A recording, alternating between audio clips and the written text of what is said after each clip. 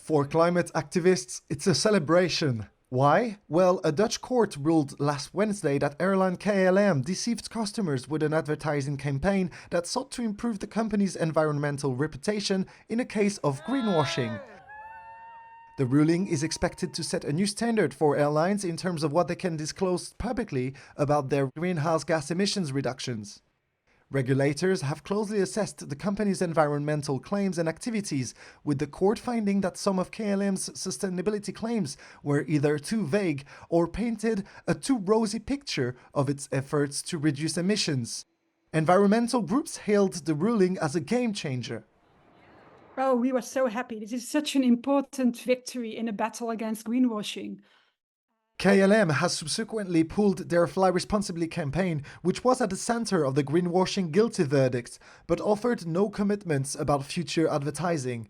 The company also maintains its carbon offsetting products, which the lawsuit successfully argued deceives customers, aiming at reducing the impact of flights by either funding reforestation projects or funding small amounts of aircraft biofuel. Because let's face it, green labels are at the heart of this topic. The demand for sustainability marketed products is growing at twice the rate of conventionally marketed products.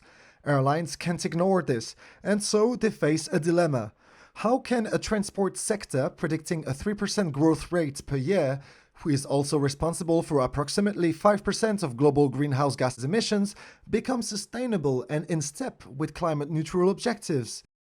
Well, some have already explored this question. The Shift project is a think tank aiming to develop an economy freed from carbon constraints. In their 2021 report, they examined 2 decarbonization scenarios for the aviation industry using technology.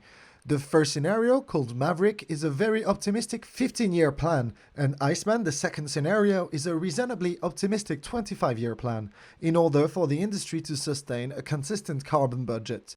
Their conclusion: neither technological scenarios are compatible with maintaining the sector's carbon budget without reducing airline traffic growth.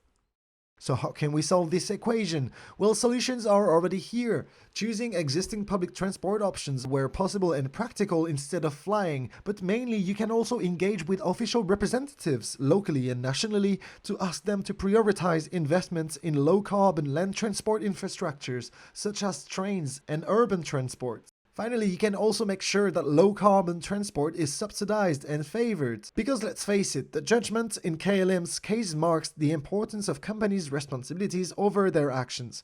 But achieving climate goals shouldn't always be about pointing fingers.